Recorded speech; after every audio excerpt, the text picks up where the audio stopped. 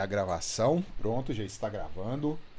O nosso encontro hoje é a continuidade do semana passada. Nós estávamos trabalhando aqui sobre o que acontece agora, né? Eu acreditei na mensagem do Evangelho, eu acreditei em Deus, eu acreditei em Jesus, eu entendi que a condenação está sobre toda a humanidade e que aquele que confessar o Filho está salvo, porque o Filho é o próprio Deus e ele que morreu por nós. Eu entendi o lugar da lei de Deus, que a lei, enquanto ela é usada para autojustiça, ela só nos condena, mas que agora a lei ela é a luz para os nossos pés, lâmpada para o nosso caminho. A lei é a bênção que Deus deixou nessa terra. E agora? Eu entendi isso tudo. Acabou? E a gente viu que não. Que Deus deixou aqui um povo, deixou aqui um organismo, deixou aqui conosco algo para nos apoiarmos e caminharmos enquanto estamos nessa peregrinação. E o nome desse algo é igreja. Igreja, nós vimos semana passada, a Mirka tá gravando, viu? Nós vimos aqui semana passada que eu pulei aqui, isso. Que nós temos diversas perspectivas, né, do que é a igreja como partido político, a igreja como um local só para eu extravasar os meus sentimentos, os meus desejos, como se fosse uma balada, né? A igreja como um lugar que só tem gente burra que dá dinheiro para pastor ladrão. E são as perspectivas de igreja que a gente tem, mas que a igreja, no conceito bíblico, ela não tem nada a ver com isso. Nós caminhamos aqui sobre a definição de igreja, né, da forma bíblica, lemos cada texto aí, vendo que a igreja é o reino de Jesus Cristo, que ele está estabelecendo. A igreja é a noiva que vai ser resgatada. A igreja é o próprio corpo do Senhor, essa união mística que cada um de nós que cremos em Cristo temos com ele. É algo assim, eu costumo comentar que é mais fácil um dedo arrancado da minha mão mudar o DNA dele do que alguém que confessou a Cristo não ser reconhecido como membro do corpo de Cristo. É mais fácil o meu corpo sofrer uma mutação genética do que Jesus deixar de ser parte daquele que confessou o seu nome. É algo assim, sobrenatural. Nós caminhamos também aqui no uso da palavra igreja, né? E eu comentei que a gente usar o termo igreja nesses sentidos que aparecem aí, né?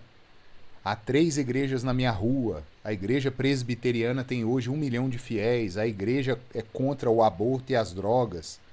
A igreja demorou 3 anos para ser construída. Não há problema em usar o termo igreja para significar o edifício, para significar a ideologia que a igreja defende, para significar a denominação, para significar esse fenômeno, mas que a Escritura não reconhece a igreja como sendo só isso. Não é um uso bíblico. Aí nós caminhamos aqui no uso bíblico do termo, né? Passando aqui em cada um deles. A igreja, ela em determinadas localidades, a igreja de Éfeso, a igreja de Jerusalém, a igreja do bairro Trevo, do bairro Santa Amélia, e assim vai. A igreja doméstica, a igreja que se reúne na casa de fulano de tal. Isso é bíblico. Grupos distintos unidos pela fé, todos os crentes em todos os lugares de forma geral, aonde se reúnem pessoas em volta da palavra de Deus que honram a Jesus Cristo e confessam o seu nome e creem que pela fé são salvas, celebram os sacramentos e têm a disciplina na igreja. Ali é uma igreja verdadeira de Cristo. E todos os crentes em todos os tempos, desde Adão e Eva até o último eleito que nascer, ali haverá esse organismo chamado igreja. E aí nós paramos nesse slide. A tentativa de se desacreditar a igreja. E como isso é diabólico, irmãos. Irmãos, biblicamente nós vimos que a igreja é uma instituição divina. Mas como qualquer coisa que Deus criou e estabeleceu neste mundo, pode ser corrompido por Satanás. A nossa confissão de fé, ela diz que a igreja mais pura debaixo do céu, ela está sujeita à mistura e ao erro. Porque são pecadores que estão ali dentro, sendo tratados por Cristo, pelo Espírito Santo. Então a igreja mais pura debaixo do céu está sujeita à mistura e ao erro, até o ponto em que ela não é mais uma igreja do Senhor. Ela é sinagoga de Satanás. Tem um texto em Apocalipse pesado sobre isso. Então nós precisamos observar aquilo que a Escritura diz que é a igreja e caminharmos nisso. A igreja, esse ajuntamento dos santos de Deus, redimidos por Cristo, ela é citada na Escritura inteira. E olha que aqui eu não trouxe nem o Antigo Testamento, tá? Eu trouxe só o Novo. Porque o Antigo Testamento, o termo usado lá é kahal. Kahal é assembleia, né? Foi traduzido como eclesia no grego. Aqui só o Novo Testamento nos mostra a igreja sendo citada 2 vezes no Evangelho de Mateus. Citada, que eu digo, é nominalmente, tá? Fora, obviamente, as referências indiretas que a gente vê ao povo de Deus, que é a igreja reunida. 2 vezes no Evangelho de Mateus, 19 vezes em Atos dos Apóstolos, 5 vezes na Carta aos Romanos, 30 vezes na Carta aos Coríntios, 3 vezes em Gálatas, 9 vezes aos Efésios, a carta que Paulo escreveu, 2 vezes em Filipenses, 4 vezes em Colossenses, 4 vezes em Tessalonicenses, 3 vezes em Timóteo, 1 vez em Filemon, 1 vez em Hebreus, 1 vez em Tiago, 3 vezes nas cartas de João e 19 vezes em Apocalipse.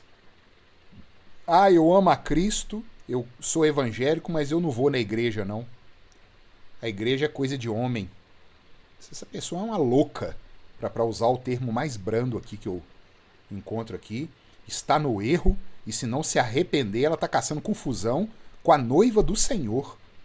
A mesma coisa, uma pessoa meter o pau na minha esposa, na Mirka, falar mal dela, desacreditar a minha esposa e eu manter um relacionamento com ele. Isso não existe. Eu manter um relacionamento com Cristo, mas não ter um relacionamento com a igreja que é a noiva dele, o seu corpo. É loucura, irmãos. E isso tá aí. Os desigrejados. Tenha santa paciência, né? Vamos seguir. Vamos seguir, porque agora nós vamos ver o que é a igreja, no sentido bíblico, continuando o exame da Escritura, né? A igreja, queridos, esse organismo, ela possui distintivos, ela possui atributos, ela possui qualidades. E nós vemos que existem 4 atributos da igreja do Senhor, que é a catolicidade, a santidade, a unidade e a apostolicidade. Nós vamos passar em cada termo desse aqui para entender o que isso está querendo dizer e aonde na Escritura defende essas qualidades, esses atributos da igreja, né? Por que isso? Primeiro é catolicidade. O que é católico? Católico não tem nada a ver com a igreja romana, não, viu? Católico é um termo grego que vem, né? Foi quase que transliterado para o português. No grego é católicos e significa universal. Esse é o significado da palavra católico. E essa catolicidade da igreja diz que ela é universal. Mas não é do Edir Macedo, não, viu? Cuidado. Às vezes a gente tenta... no credo apostólico aparece esse termo, né? A gente até confunde às vezes com a igreja católica romana, né? Não tem nada a ver. Creio na Santa Igreja Católica. Tem nada a ver com o catolicismo romano ali, porque o credo apostólico foi constituído, nem a igreja católica romana tinha ainda. É nesse sentido de igreja universal, aonde tem aquele que acreditou na palavra de Cristo e não interessa se ele é brasileiro, judeu, americano, espanhol, o que você quiser botar aí. ela é universal. E os textos bíblicos, para a gente constatar isso biblicamente, né, eu peço aos irmãos aí que abram a escritura, e quem já tiver em mãos aí pode ler Romanos 10, de 10 a 12. Quem lê para nós aí? Abra o microfone e leia. Romanos 10, 10 a 12. E se ninguém ler, eu vou ler.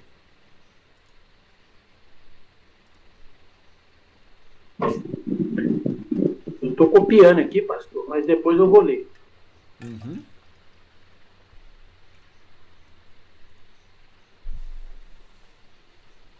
Você vai ler, Will?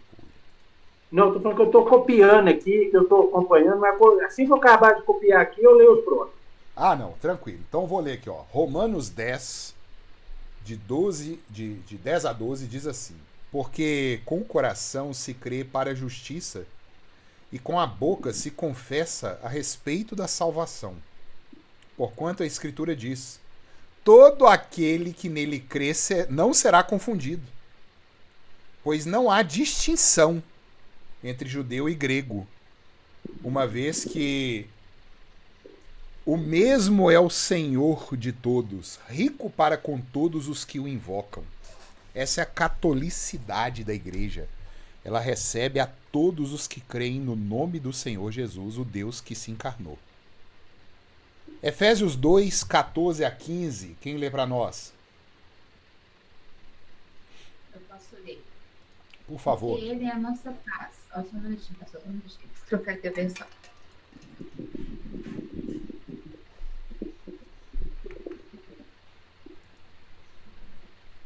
Porque ele é a nossa paz, a qual de ambos fez um, e tendo derribado a parede da separação que estava no meio, a inimizade, aboliu na sua carne a lei dos mandamentos na forma de ordenanças, para que dos dois criasse em si mesmo um novo homem, fazendo a paz. Vocês estão vendo? Era judeu de um lado e o resto do outro, gentil do outro. A catolicidade da igreja mostra que não há judeu, não há grego. Desde que o Senhor é o mesmo, ele faz a paz na sua carne entre todos os povos. Essa é a catolicidade da igreja. E Apocalipse 7:9, quem lê para nós? Eu leio, pode ser? Por favor.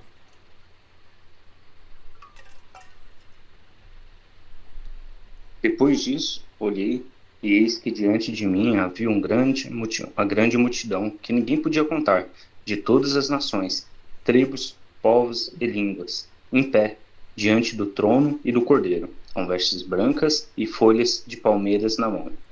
Olha que texto maravilhoso, queridos. Grande multidão que ninguém podia contar, de todas as nações, tribos, povos, línguas. Essa é a universalidade da igreja. Não existe um povo privilegiado, não existe mais uma nação que recebe uma bênção exclusiva de Deus, como foi os judeus na época do Antigo Testamento. O Salmo 147, deixa eu confirmar, eu sempre confundo se é o 147 ou 149. 147, deixa eu ver aqui.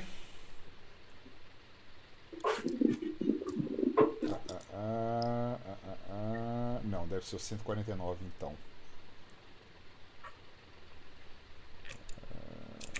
Cadê?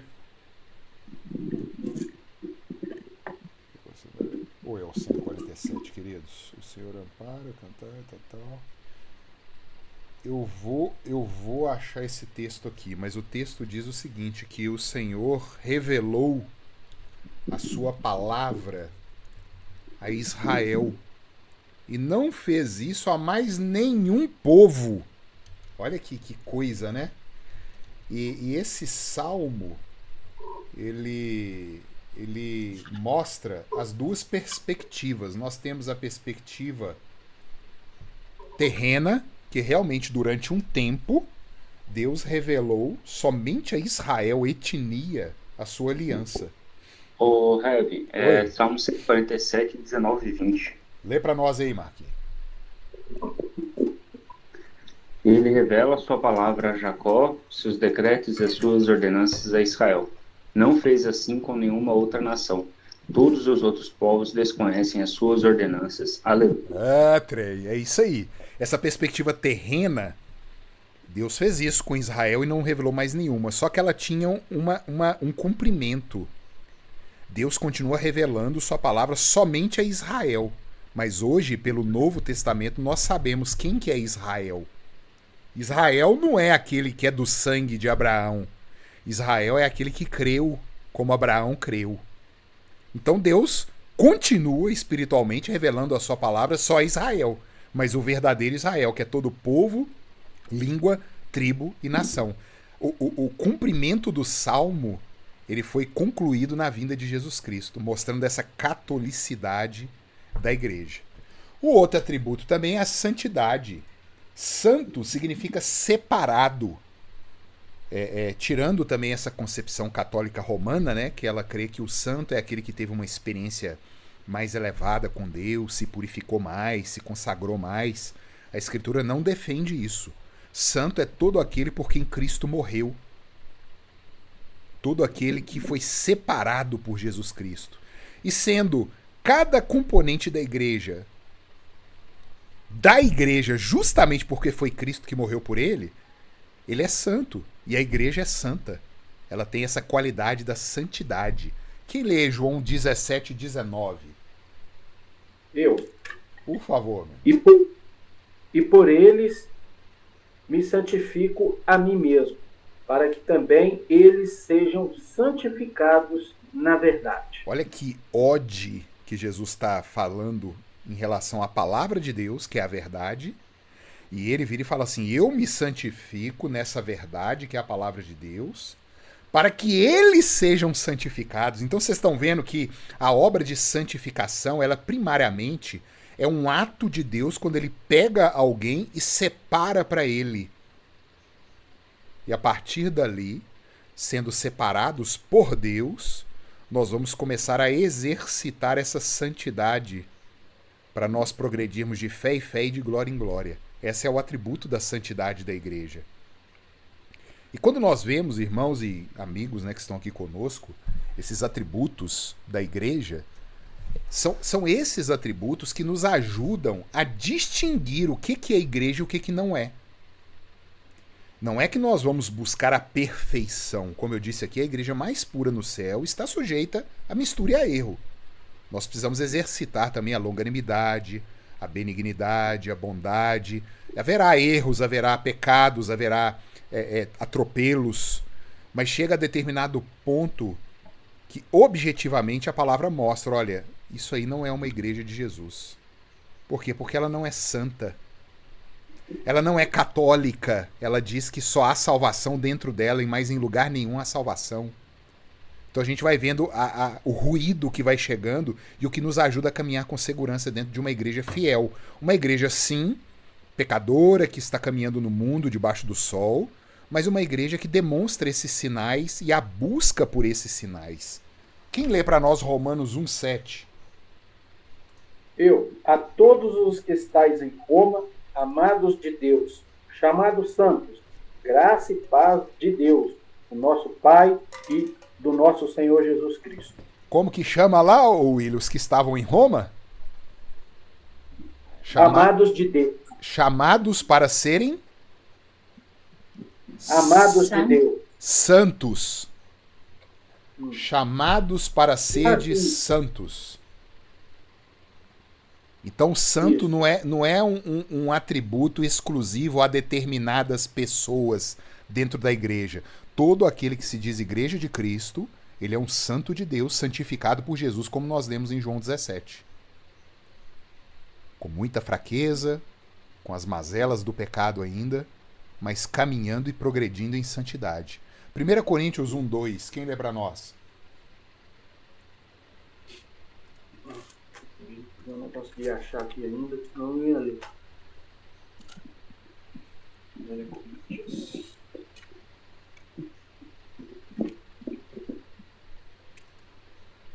1 Coríntios 1:2.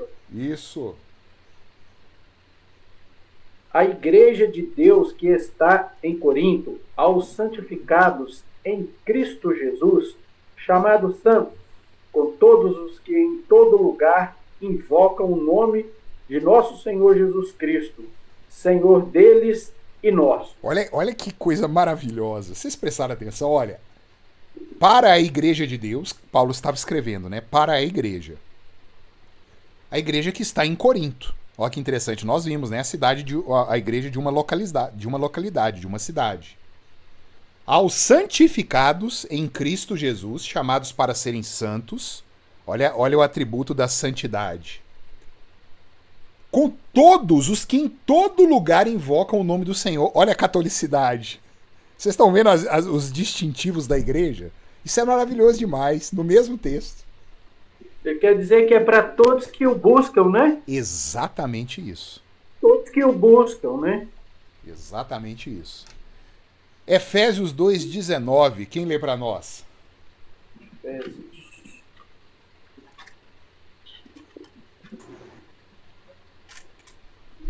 Assim já não sois estrangeiros e peregrinos, mas concidadãos dos santos e sois da família de Deus. Vocês estão vendo? Todos os que foram salvos por Jesus já não são mais estrangeiros, são Israel de Deus. Não são mais peregrinos no sentido de estarem vagando pelo mundo sem rumo. Não. São concidadãos dos santos. Sois família de Deus, meu querido. Se você creu e confessou a Jesus Cristo e creu na igreja que ele deixou nesse mundo aqui para caminharmos juntos, vocês são família de Deus, nós somos irmãos. E isso é o que a Escritura nos ensina. E primeira carta de Pedro 2,9, quem lê para nós? Eu posso? Tem dois aí. Um falou que vai ler e um outro chamou. Quem que foi? Eu só queria dizer que segurança que nos dá esse texto, né? E fazemos parte desta santidade, né? Você tá vendo, muito rapaz? Bom. Vai nos envolvendo mais ainda, né? Exatamente. E você olha para o seu pecado, você olha para a sua própria fraqueza, você fala assim, Senhor, o Senhor me salvou, não é por minha causa, e agora eu tenho a capacitação do seu Espírito para vencer o pecado. Para me santificar, Para me santificar, exatamente. Tá, me desculpa aí, interrompi. Não, é isso aí, podem participar, sem problema. Vai lá, Marquinhos. Por isto é grato que alguém suporte tristezas, sofrendo injustamente por motivo de sua consciência para com Deus. Qual que é esse texto? 2,19, 1 Pedro. 1 Pedro 2,9. 2,9, perdão. Vós, porém, sois raça eleita, sacerdócio real, nação santa, povo, propriedade exclusiva de Deus, a fim de proclamar as virtudes daquele que vos chamou das trevas para a sua maravilhosa luz. Vocês sabem quem que Pedro está citando aí, queridos? Pedro está fazendo uma citação de Moisés. Quando Moisés diz para aquele povo que saiu do Egito, vocês são raça eleita, sacerdócio real, nação santa, povo de propriedade exclusiva de Deus. Aí Pedro pega aquilo ali, agora é o cumprimento daquele sinal que foi dado lá atrás. Em Cristo Jesus, todo aquele que está nele é aquilo que Moisés falou para aquele povo que saiu lá. Olha se isso, é o que o William disse aí, né? Se isso não é um consolo. É algo assim, sensacional. E além de catolicidade e além da santidade, nós temos a unidade. Apesar da igreja estar espalhada em todo o mundo, é a catolicidade, ela é uma só. Então vocês veem que ela está fora, né? Ela engloba tudo, porque é uma. É a unidade da igreja. Quem lê 1 Coríntios 12... Uai, que referência é essa que eu fiz aí, gente? Deixa eu ver aqui. 12, 13, eu já tô até aqui, se for. Já tá nele? Lê pra nós aí, porque eu coloquei como se fosse o capítulo 12 e o capítulo 13 inteiro. Acho que é só 12, versículo 13 mesmo. Lê pra nós. Eu acho que até o texto tá dentro, que eu já li ele aqui. Pois todos nós fomos batizados em um espírito, formando um corpo, quer judeus, quer gregos, quer servos, quer livres, e todos temos bebido de um espírito. Tá vendo? É esse mesmo. Apesar dessa catolicidade da igreja estar em todo lugar que Cristo é confessado, é a mesma igreja, é uma só. É a unidade da igreja. Romanos 12, 5. Quem lê para nós?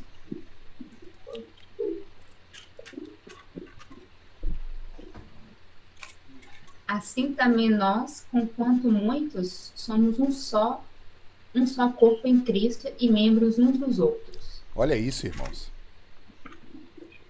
São muitos, como a gente viu na catolicidade, mas somos um só. Efésios 4, de 4 a 6. Quem lê para nós?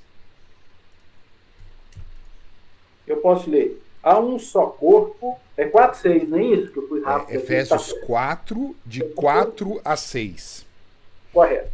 Há um só corpo e um só espírito, como também foste chamados em uma só esperança da vossa vocação. Um só Senhor, uma só fé, um só batismo, um só Deus e Pai de todos, o qual é sobre todos e por todos e em todos. Gente, precisa de mais alguma coisa? Não precisa nem comentar um texto desse, né? E a gente, às vezes, caçando tanta confusão. Eu não digo aqui que nós vamos aceitar qualquer coisa, né? Mas até igrejas que são fiéis, que estão subindo para o céu, uma brigando com a outra. É um negócio assim. Falou, meu Deus, tem misericórdia. Tira do nosso meio erro, mas não deixa nós causarmos divisão naquilo que o Senhor uniu. Muitas vezes a gente causa divisão no que Deus uniu. Efésios 5, 23, quem lê para nós? Porque o marido é o cabeça da mulher, como também Cristo é o cabeça da igreja, sendo este mesmo o salvador do corpo. Olha isso. Essa união que nós temos, né, com Jesus Cristo. Cristo é o cabeça da igreja e nós somos membros. E ele salva esse corpo que ele é o cabeça. É a unidade que nós temos em Cristo Jesus. E além disso, irmãos, além de católicos, santos e unidos, a igreja é apostólica. Olha que interessante isso, gente. A apostolicidade é um dos atributos da igreja. Quem lê para nós Mateus 5, 17 a 18, para a gente saber o que é esse termo apostólico? Não penseis que vim revogar a lei ou os profetas. Não vim para revogar, vim para cumprir. Porque em verdade vos digo, até que o céu e a terra passem, nem um i ou um tio jamais passará da lei, até que tudo se cumpra. Vocês estão vendo que Cristo confirmou que ele não veio abirrogar nada. Ele veio cumprir. E quando Cristo vem como Deus em carne cumprir, ele chama homens para sua volta, os 12 apóstolos, e concede o Espírito Santo a eles para que eles possam interpretar corretamente aquilo que os profetas defenderam no Antigo Testamento. E esses apóstolos são o fundamento, a base da igreja, por isso que ela é apostólica. São os ensinos dos apóstolos e dos profetas. Quem lê para nós Lucas 24, 27?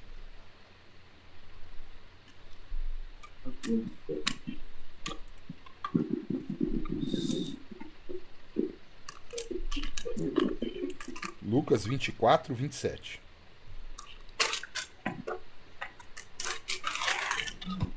E começando por Moisés, discorrendo por todos os profetas, expunha-lhes o que a seu respeito constatava em todas as escrituras. O que Jesus expunha aos caminhantes lá do caminho de Emaús? Moisés, profetas e salmos. Expunha-lhes toda a escritura que vai ser confirmada pelos apóstolos em Efésios 2, 20 a 22. Quem lê para nós? Efésios, né? Isso. Efésios 2, 20 a 22. Correto. Edificados sobre o fundamento dos apóstolos e dos profetas, de quem Jesus Cristo é a principal pedra da esquina, no qual todo edifício bem ajustado cresce para o templo santo no Senhor, no qual também vós juntamente sois edificados para a morada de Deus no Espírito. Ô, glória, hein? Ô, gente, isso tem que.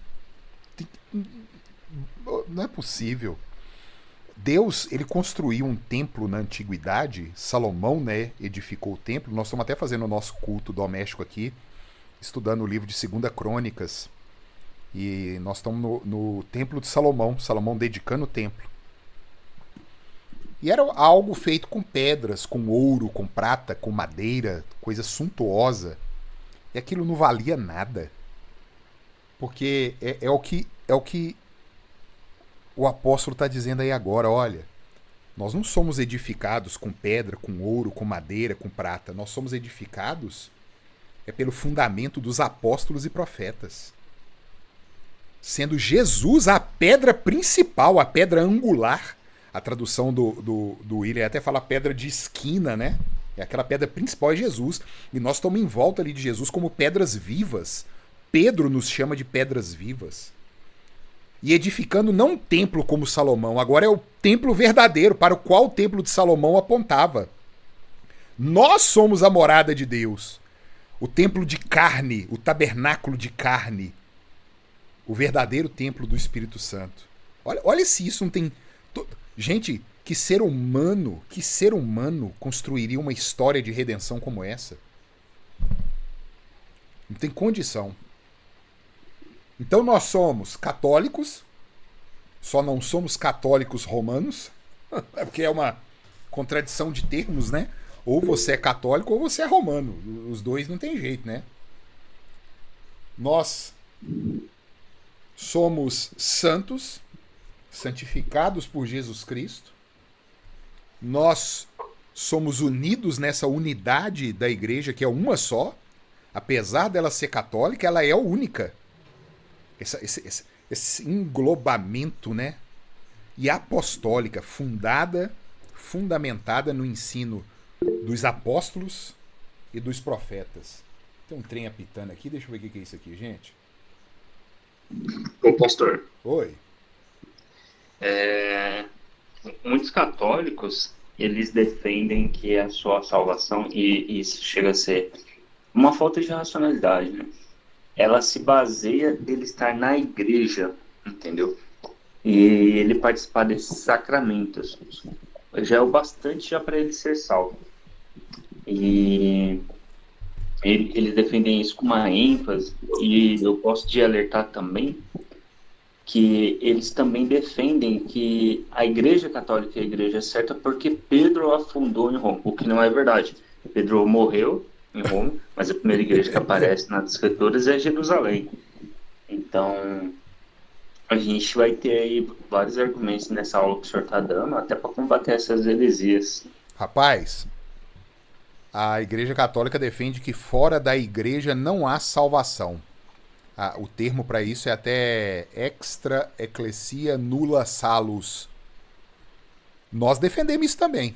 Fora da igreja não há salvação. Então nós somos católico romano? Eles entendem a igreja de um jeito e nós entendemos a igreja do jeito bíblico. Eles entendem a igreja como a instituição, como o magistério, como os sacerdotes. Existe um padre, que eu até acompanho ele muito, chama Paulo Ricardo. Esse padre, ele tem pavor de protestante. Mas ele é muito honesto nas posições dele. E ele outro dia estava descendo o pau nos católicos, porque eles falam assim, os católicos estão igual protestante. Especialmente na questão da época da pandemia.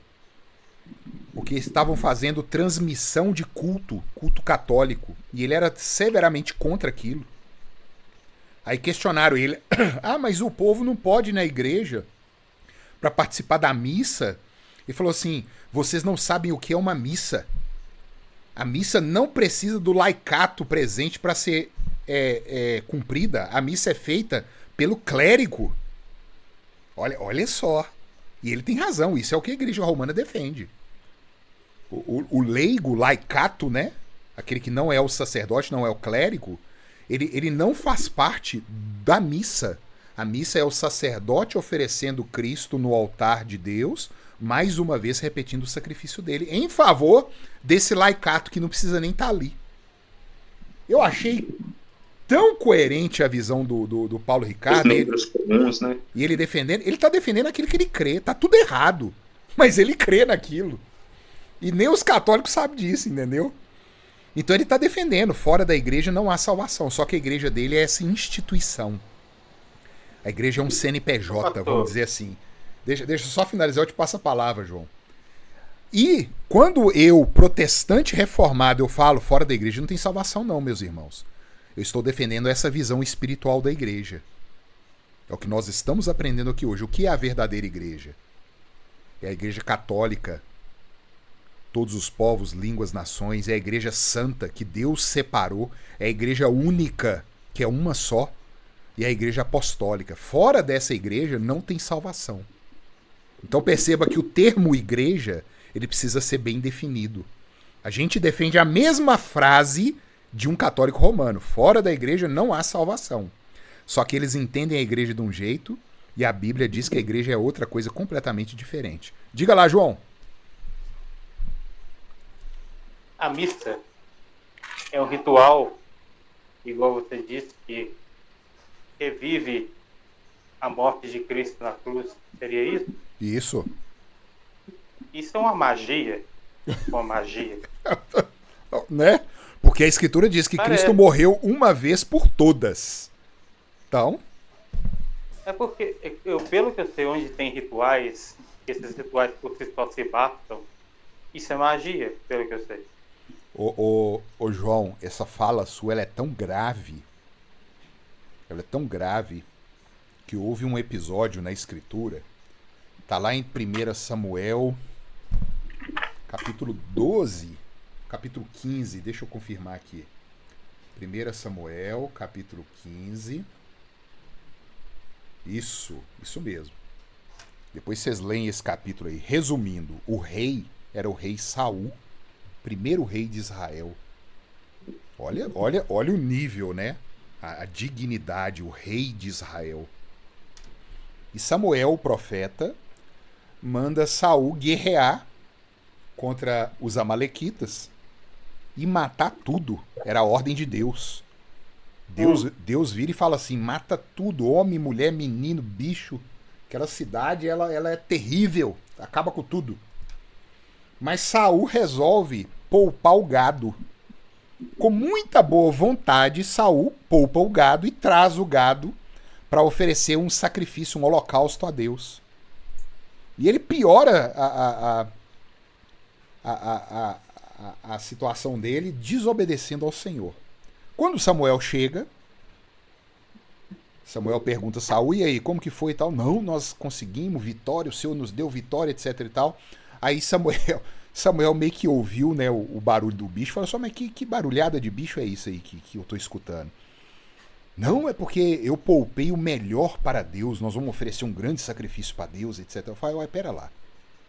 Vai Samuel, né? Pera lá. Acaso Deus tem tanto prazer assim em holocaustos e sacrifícios do que se obedeça a sua palavra? Isso que você fez, Saul, é feitiçaria. Você está vendo o termo que você usou aí para uma missa? Magia, né? O profeta Samuel vira para o rei de Israel, que meramente quis, com muita boa vontade, oferecer algo que Deus não pediu, não ordenou. O profeta Samuel vira para o rei, na face dele, e fala assim: você é feiticeiro. É isso, irmãos. Quando nós estamos num culto, oferecendo a Deus algo que ele não requereu de nós, nós estamos praticando feitiçaria nesse culto. Magia. Vocês estão vendo a gravidade disso? Vamos prosseguir? Vamos para o próximo slide. Sim. Herb. Oi. Quer que eu leia o versículo? Qual verso? Já foi lido, não foi não? É o 15, 23 de 1 Samuel. Não, você está falando primeiro. Pode ler. Pois a rebeldia é como o pecado da feitiçaria, E a teimosia é como a idolatria. E a idolatria é como a adoração de ídolos do lar. Você rejeitou a palavra do Senhor. E ele rejeitou como rei. Você tá vendo, queridos? Saul rejeita a palavra, ele desobedece, é rebelde, ele quer prestar um culto da cabeça dele, do jeito que ele acha que Deus quer. O que acontece hoje na maioria das igrejas, irmãos? Os cultos que são oferecidos da cabeça da liderança, da cabeça do povo que está ali celebrando. E assim, Deus é obrigado a receber meu culto. É o que tem acontecido. É o que tem acontecido. Ellen, você levantou a mão? Pastor, esse culto que o senhor falou que é oferecido e é feitiçaria, seria em qual sentido de feitiçaria? Você está entregando a Deus aquilo que ele não pediu. Não. Simplesmente assim. É o que levou à morte, por exemplo, Nadab e Abiú. Nadab e Abiú são 2 sacerdotes, filhos de Arão. E o texto está em Números, capítulo 13. Números 13, se eu não me engano. O texto fala assim: Nadab e Abiú se apresentaram diante de Deus para oferecer um culto e levaram fogo estranho, fogo que o Senhor não requereu deles. Irmãos, a santidade de Deus ela é tão grave que ele demonstrou isso no passar dos anos, né? Assim, é um atrevimento tão obstinado você querer dar a Deus aquilo que ele não pediu, achando que você é mais inteligente do que ele e que você vai surpreender a Deus com o tipo de culto que você oferecer a ele e tal. Isso é tão aviltoso à pessoa de Deus que Nadab e Abiú, que eram sumos sacerdotes, né? Filhos do sumo sacerdote, Arão, eles foram consumidos diante da presença de Deus. E Deus vira para Arão e fala assim: Arão, pega seus filhos, enterra eles e não chora. Deus fala isso com Arão, irmãos. Ah, pastor, mas por que hoje a gente não vê mais isso acontecendo nas igrejas? Por que Deus, né, não... Não, querido, já está avisado, a palavra dele fala. Ele não precisa ficar dando esses sinais mais. Ele deu sinal para a igreja infantil, a igreja que estava nascendo lá com Israel. Nós somos maduros agora. E aqueles que continuam obstinados, eles já estão depravados. Deus não quer saber disso mais. Deus já avisou, ele provou, ele deixou registrado para que nós aprendamos e obedeçamos por meio daquilo que ele nos falou. Ele só fala. Nós não precisamos desse tipo de sinais mais. E ponto final. Ellen chamou de novo? Pastor, no Velho Testamento a gente oferecia para o Senhor holocausto, né? Isso. E no Novo nós oferecemos um também, viu? Em Êxodo fala, né? Deus explica bem explicitamente como é para ser feito. E hoje também continua no culto, né? Mas não holocausto, né? Ô Ellen, a escritura, ela foi cumprida com a morte do verdadeiro holocausto que é Jesus Cristo. Jesus é o Cordeiro de Deus que tira o pecado do mundo. E quando Cristo se entrega ali naquela cruz do Calvário como o sacrifício suficiente, ele abole todos os rituais, porque todos os rituais apontavam para ele. Se ele, que é a substância, veio e cumpriu, os rituais agora não têm mais o porquê em existir. Porque o rito do sacrifício, do holocausto, que era feito no Antigo Testamento, ele apontava para algo superior. E esse algo superior já veio. Então nós já cumprimos aquilo que era necessário. O nosso Jesus Cristo, o verdadeiro Cordeiro Pascual, foi oferecido. E o nosso culto hoje é de celebração a isso. E Deus fala no Novo Testamento, em diversas cartas, Paulo explica, um culto é porque Deus é espírito e deve ser adorado em espírito e em verdade. Então a simplicidade do culto, ela é muito maior do que no Antigo Testamento. Por quê? Porque agora a gente tem o que é verdadeiro. A gente não precisa mais de holocausto de bicho, derramamento de sangue de bicho, candelabro, arca da aliança, bacia para lavagem de não sei o quê, grelha para queimar o holocausto, que tanto de coisa que tinha no templo. Porque agora o verdadeiro veio. E o culto hoje é oferecido a Cristo todo domingo com cânticos, com orações, confissão de pecados, louvor a Deus, pregação da palavra, o ensino da palavra. Esses são os elementos de culto que o Senhor pede para si, para edificação do povo de Deus. Não é porque Deus precisa, não, é porque o povo precisa. E ali Deus se satisfaz quando o povo obedece. Quando eu chego no culto com aquela postura assim, o que o meu Deus tem para mim hoje aqui? E o que eu vou oferecer a Deus? É aquilo que Ele pede. Eu vou oferecer uma vida santa, eu vou mudar o meu comportamento, eu vou manifestar o fruto do Espírito, clamando a Deus que me dê amor, paz, alegria, bondade, benignidade, longanimidade, domínio próprio, mansidão, fidelidade. A minha vida passa a ser um sacrifício vivo e santo e agradável diante de Deus. E no domingo eu vou ali juntar com as pedras vivas desse novo templo, a verdadeira igreja, que não é uma construção, um edifício, mas é o corpo de Cristo. E ali nós vamos celebrar a morte e a ressurreição do Cordeiro de Deus. Então, basicamente, nós fazemos a mesma coisa que o Antigo Testamento faz. Só que sem precisar dos materiais, dos rituais, daquilo que era visível, porque Deus é Espírito e importa que os seus adoradores o adorem em Espírito e em verdade. É o cumprimento daquilo que foi feito lá na Antiguidade. Hoje a gente faz o que é verdadeiro. Respondeu sua pergunta? Respondeu, com certeza. Deus é maravilhoso demais. Obrigada, tá pastor. Olha que interessante, irmãos e Ellen. É a mesma coisa, só que lá era o símbolo, a figura, a sombra, e hoje nós temos a realidade. O próprio Cristo que morreu uma vez por todas, por isso que a morte dele é uma só, e ele ressuscitou. Ressuscitou para a nossa justiça. E a gente celebra isso todo domingo. A morte e a ressurreição do Filho de Deus. William, palavra contigo. Sim, pastor. Olha só, vamos resumir isso aí, até mesmo para que a irmã ela possa entender. Quando Jesus morre na cruz, o que acontece lá no templo? O véu se rasga, mostrando para nós que agora temos acesso ao Pai, não é isso? Exatamente. Não precisamos mais de fazermos sacrifícios mais. É isso que eu entendo aí, complementando aí, não é isso? É exatamente isso. O sacrifício, aquele verdadeiro, foi feito. O véu que separava já não separa mais. A gente canta isso. Agora temos acesso, não precisa mais das mortes dos animais, né? Acesso direto ao trono da graça. Ô, gente, isso não devia de entrar no nosso ouvido de qualquer jeito, não, viu? Isso devia de tirar as depressão, tudo, as ansiedades. Isso devia de fazer uma limpeza em nós. Mas quando nós somos tão miseráveis, Jesus, não fala não. Agarrar nesse momento não. Que a gente passa de tribulação, a gente vê de lembrar disso, lembrar disso. Isso, para a gente não sofrer, e a gente acaba ainda sofrendo com essas coisas. Mas Deus continua sendo misericordioso. Misericordioso, né? É isso aí. Queridos, slide. Tentativa de se desacreditar a igreja diabólica, como eu disse, né?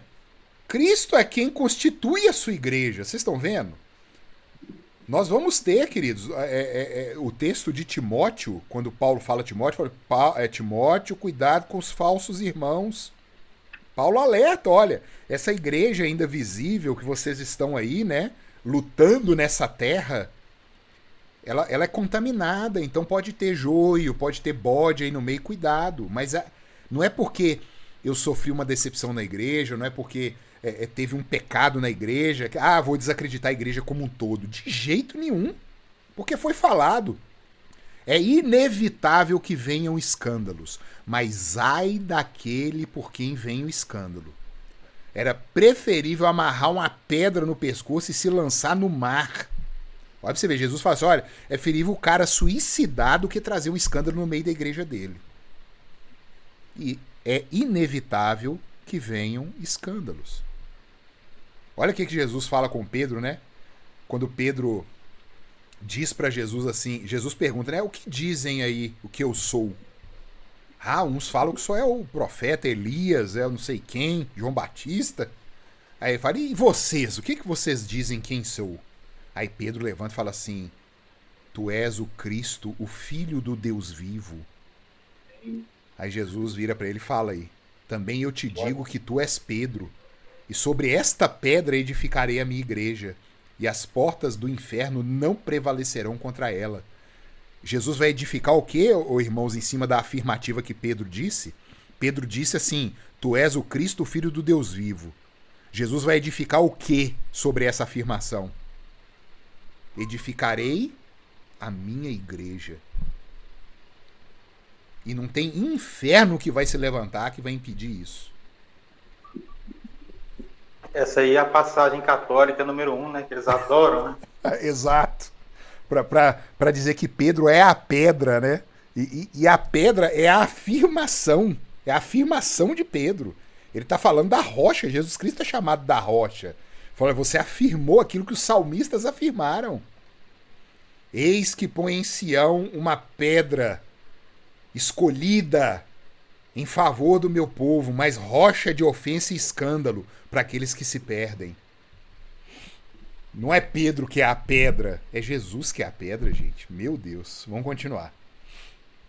Queridos, a igreja, a gente caminhando aí pro final, ela até que, pastor, pois não? Se a igreja tiver fundamentada em Pedro, tá danado, né? O homem que negou Cristo 3 vezes, rapaz. Mas ele se arrependeu, pecador igual a gente, e ele se voltou para Cristo. Irmãos, a igreja, ela é um sinal que Deus deixou aqui nessa terra. Como assim, pastor? A igreja é uma sombra, ainda é um sinal? A igreja, ela aponta para algo superior. A igreja, ela aponta, a igreja ela não tem um fim em si mesma, mas ela aponta para aquilo que Jesus vai fazer, que é a restauração da verdadeira Jerusalém celestial. Por isso que a igreja anda ainda em dificuldade, com problemas. Por isso que Paulo escreve lá para Corinto e desce em Corinto o chicote. Mas Paulo amava aquele povo. E esse é o nosso sentimento. E olha o que Deus fala com Moisés, né? Deus manda Moisés e tirar o povo dele, a igreja dele lá do Egito. E aí ele registra em Êxodo 3, de 10 a 12, assim: vem agora, falando com Moisés, e eu te enviarei a Faraó, para que tires o meu povo, os filhos de Israel, do Egito. Isso é Deus falando com Jesus, gente. Olha, vem e eu vou te enviar para você tirar o William, a Luísa, o João, todos que estão aqui, do Egito do pecado. Mas, diferentemente de Moisés, Jesus pega o trabalho de bom grado, voluntariamente. Moisés não, Moisés é reticente, ele sabia da fraqueza dele. E ele diz, então disse Moisés a Deus, quem sou eu para ir a Faraó e tirar do Egito os filhos de Israel? Deus lhe respondeu, eu serei contigo. E este será o sinal. Olha que interessante, Deus sempre trabalha com isso, né? Com um sinal, com algo que aponta, uma placa. E este será o sinal de que eu te enviei. Depois de você haver tirado o meu povo do Egito, servireis a Deus neste monte. E Deus cumpriu isso aí quando ele chega lá em Êxodo 20. E o povo está adorando a Deus no pé do Monte Sinai, aonde ele encontrou com Moisés.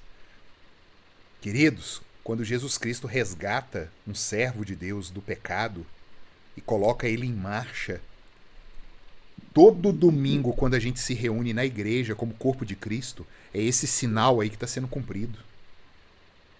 Deus tirou alguém do Egito e colocou ele aos pés, não daquele monte, como diz Hebreus capítulo 12, né? Vocês não estão diante do Monte Sinai que tremia com trovões, com relâmpago, com fumaça, não. Vocês estão agora aos pés da Jerusalém celestial, a hostes incontáveis de anjos, aos irmãos aperfeiçoados que já se encontram diante do Senhor. Vocês agora se encontram diante da verdadeira Jerusalém, o Monte Santo do Senhor. Nós, a igreja reunida, somos o sinal que Deus deixou nessa terra para mostrar que ele cumpre a promessa dele de salvar pecadores e colocá-los diante dele, cultuando o nome dele. Como que eu posso defender que eu sou um desigrejado e eu celebro a Deus sozinho em casa. Como que eu posso defender que é possível ser crente sozinho? É insanidade. Insanidade. Vamos caminhar para o fim. Jesus é o Senhor da igreja, queridos. Jesus é o noivo. Jesus é o edifício e ele é a pedra principal desse edifício. E esse edifício tem outras pedras vivas que somos nós.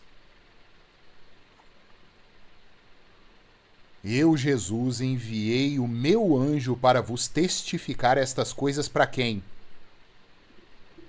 Às igrejas. Eu sou a raiz e a geração de Davi, a estrela brilhante da manhã. Apocalipse 22:16. Jesus Cristo testifica a sua palavra para a igreja.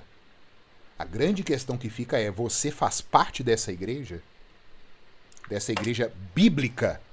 E não da que Satanás e o mundo está querendo construir hoje? Essa é a grande questão. Queridos, Deus abençoe e até semana que vem, se assim Ele nos der bom tempo e nos trouxer. Um abraço, viu? Amém. Boa noite, pastor. Obrigada. Boa noite. Boa noite. Obrigado. Boa noite. Com Deus.